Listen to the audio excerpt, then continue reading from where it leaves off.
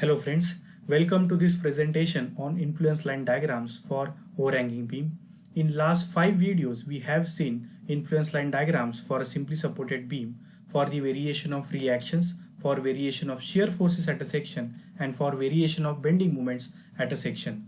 Also we discuss the applications of influence line diagram for calculation of reactions, for calculation of shear forces and bending moments when beams are subjected to dead loads and live loads. Now in this particular video lecture we will be going to discuss how to draw the influence line diagram for overhanging beam.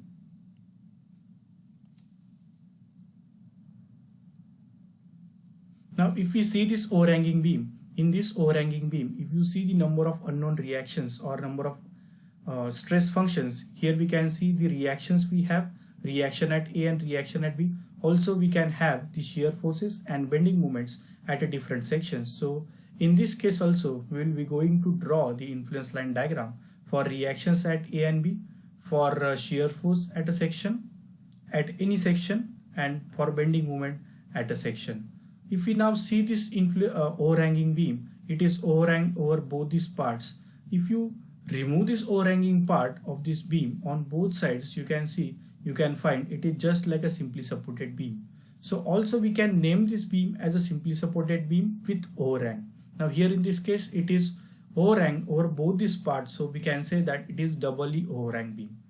Now to draw this influence line diagram for overhanging beams, if we know the influence line diagrams for a simply supported beam, then it is very much simple to draw the influence line diagram for overhanging beam.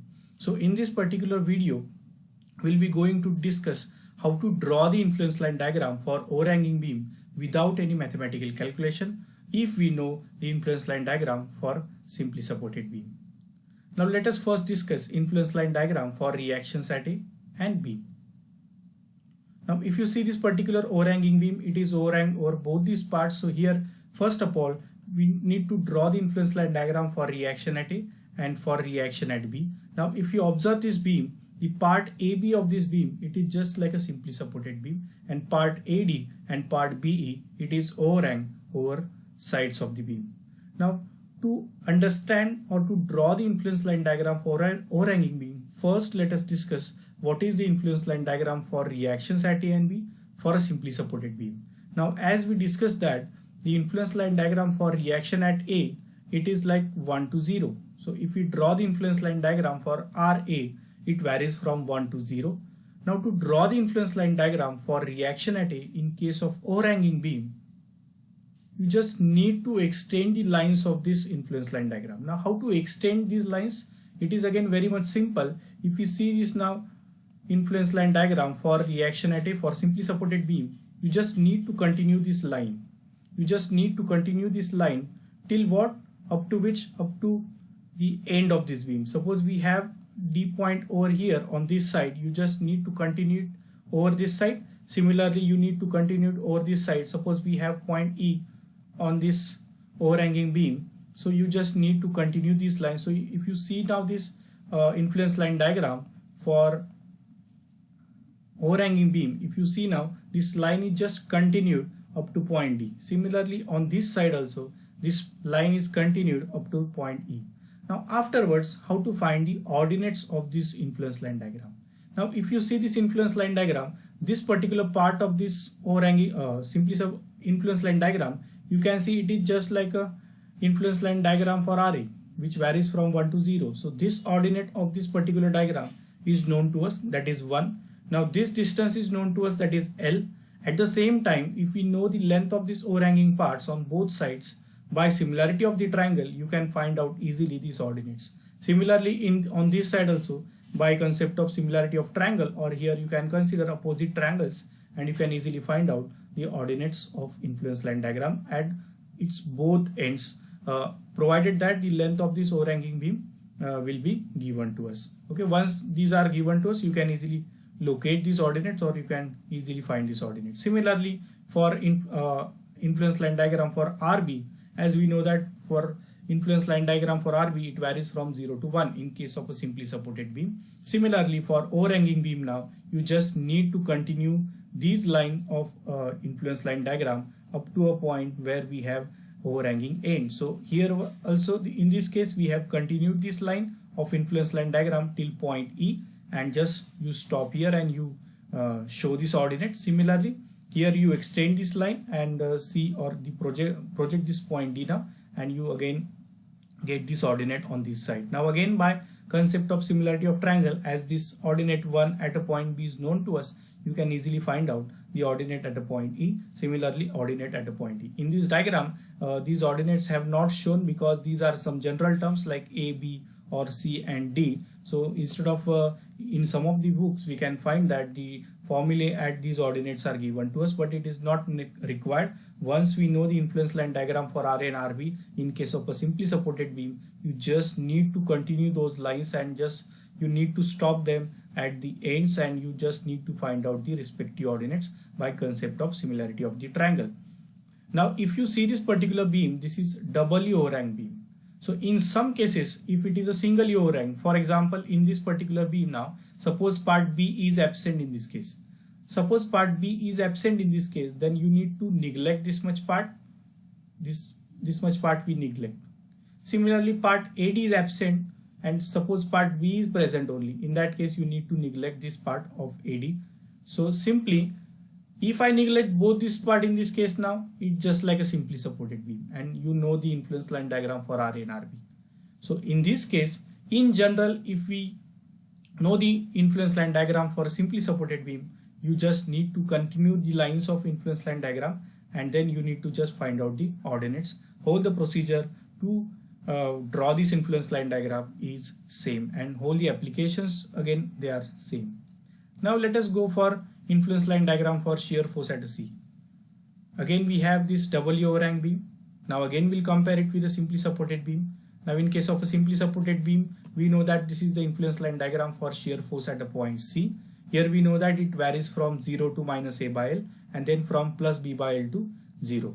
In the same case, thing in overhanging beam, again we need to draw this much part which is common to the simply supported beam, and you just need to extend this line here. Similarly from point B now, here you just need to extend this line up to this end. Similarly at this on this side up to this end, you extend these lines, and once again you just need to find out the ordinates at a point D and ordinates at a point E. As we know here in this case, these ordinates, it is minus A by L and it is plus B by L. Once we find these two ordinates, then again by similarity of the triangle, you can find the ordinates at a point D and ordinate at a point E. In the same case, again, if one of the overhanging part is absent, you just neglect this much part. Here in this case again, if we neglect part AD, then you need to neglect this much part which is under this part AD. Similarly, if part B is absent, then you need to neglect the part which is under this part BE. So if both parts are again absent in this case, so it becomes like a simply supported beam, and we know that its variation at 0 to minus A by L and then plus B by L to 0. So now finally we'll go to the influence line diagram for bending moment at a point C. Now to draw the influence line diagram for bending moment at a point C, first of all we should know the influence line diagram for bending moment at a point C for a simply supported beam. Now as we know that this is the influence line diagram for a simply supported beam for a bending moment at a point C. Now you know that it varies from first 0 to AB by L and then from AB by L to 0, where A is what? A is the distance of point C from left end and B is the distance of point C from the right end. So similarly in this case we need to just extend these two lines up to a point where we have this end of the beam. So here you can just see now, for this much part that is a simply supported beam, first you draw this influence line diagram for bending moment at a point C, and just you need to continue this point on the left hand side, that is up to point D, and similarly you need to continue this line again up to the point E. Now again, as we know this maximum ordinate of this influence line diagram, that is AB by L, then as we know the distances also, all these distances are known to us, then you can easily find out the coordinate at a point E and then the coordinate at a point D.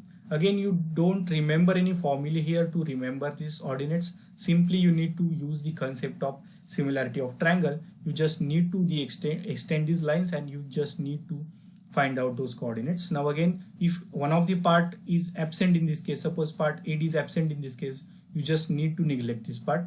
Similarly, part B is absent in this case. Again, you just need to neglect this part.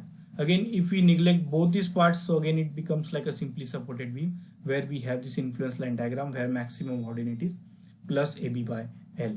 So in this way we can draw the influence line diagram for reactions at A and B, for shear force at a section C, and for bending moment at a section C. So finally we'll summarize this.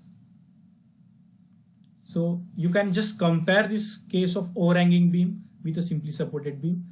If you see this overhanging beam, the middle portion of this beam is just like a simply supported beam. So just you have to remember the influence line diagram for RA, RB, for a shear force at a section, and for bending moment at a section for a simply supported beam. And where we have the overhanging portion either on one side or either on both sides, accordingly you just need to continue their lines of influence line diagrams, and then you just need to find out the coordinates. Once we are able to remember these 4 diagrams for simply supported beam, you just need to apply these 4 diagrams for overhanging beam also, just by knowing the coordinates of these points and just by knowing or by extending the lines of influence line diagram up to the end points of this beam, and then you can easily draw the influence line diagram for overhanging beam.